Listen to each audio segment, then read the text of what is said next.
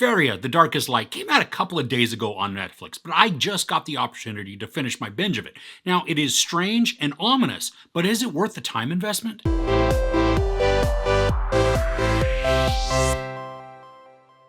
Two sisters see their world turned upside down when they discover a horrifying and otherworldly secret involving their parents. This is a mysterious, dark drama that focuses on a small town in Spain where some curious and perhaps mystical or even supernatural events are waiting to be unleashed. We follow two sisters, Sophia and Elena, after their parents are supposedly involved in something sinister and disturbing. There's also the possibility of the occult that's interwoven within the story. Now, the visuals are pretty messed up, and at times surprisingly graphic, but the effects that the show utilizes when crafting those visuals are really well done. And in order to not give anything away, I'm going to be fairly vague, but while some of those effects are clearly not real just because of their nature, they feel real because of the coloring and the texture. And then when violence is portrayed within this, it's surprisingly visceral, and there were a couple of times that I was just squirming while I was watching. There's also an element of the X-Files in this, which I thought was great, and it's in one specific similarity, even though that the origins are very different. And I just really enjoyed what it meant for the characters, and then the havoc that could come about as a result. I was grabbed by the characters almost from the very beginning, and while I didn't know much about them at the outset, the foreboding atmosphere and the creepy looks that people would give helped just raise my interest level greatly. I like how this story pulls in some obscure supernatural or even religious beliefs to help frame the narrative. There's a sense of plausibility that surrounds the story, making it feel slightly more real and then more upsetting. For the storytelling itself, the show does take a little too much time to get to where the information begins to just fall into place. There are 8 episodes in total, with each of them being in that 45 to 55-ish minute range. Now, at the end of episode 4, that's when it felt like I had a good grasp on what was going on and where the story was going. So it had taken almost 4 hours to get to that point, meaning that in those first several episodes, we get little bits of info, but more often than not, we get the story just circling around information, and characters performing some actions, but not necessarily progressing the narrative forward in an efficient manner. Now, this isn't to say that I still wasn't engaged and invested, because I was liking it. The show was just asking a lot of me to stick with it for a very little payoff before we even get to the halfway mark.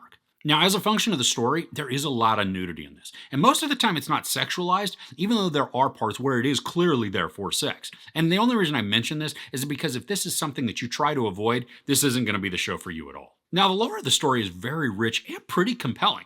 Now, I started looking up some of the terms and the names that were mentioned, and then once I began falling down that rabbit hole, I literally had to just stop so that I could finish watching the show.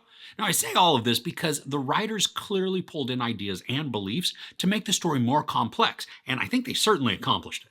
As we watch the story play out, there are times where we're going to get flashbacks to like 20 years prior, and those portions become black and white to help differentiate the timelines. And it's a good thing that they do that because there is a lot of like what I'm going to call lost time and just strangeness that our characters experience, which has them experiencing something in one place, and then all of a sudden they wake up in another. And while this is confusing to the characters, it's also a little confusing to us as the audience, but works to add a bunch of unreliability to the mindset of some of those characters. The relationship aspect of this drama is pretty dysfunctional all the way around. Many of the adults are neck deep in secrets, looking at others with knowing glances, but also just this massive air of suspicion with just every movement. And the few teenager relationships that we see are tumultuous and they're overly dramatic, but they're believable in that sense because they are teenagers. The story really hinges on the need for the character of Sophia to want to follow down a certain path.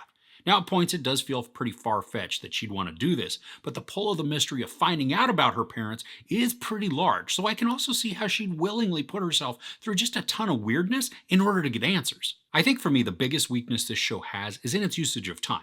While we have a driving mystery that feels like it could have some urgency to it, it's a false sense of urgency, other than for certain people to not be found out before their plan can be accomplished. Just like how I had mentioned when I was talking about how the information at the beginning of the show was parceled out, the whole show feels like it just spins its wheels for portions of episodes when it would be more effective to shore up the sequences, making them burst with intensity. The last episode certainly had some of that as the season reaches its climax. There was a faster pace, story elements and character actions are colliding, and then everything was reaching a boiling point. This is what I had wanted for the entire show. Not that the pace had to be so quick the entire time. I mean, I like it when a story can breathe a bit, but in this, the anxiety that would be created through episodes was often broken and then took quite a while to build back up the momentum. Now, it may sound like I'm down on the show or that it wasn't any good, but that's really not the case. I mean, the sum of the parts created something that was disturbing, creepy, even thought provoking, and mysterious. And I wanted to find out more about the world that's been created within this show.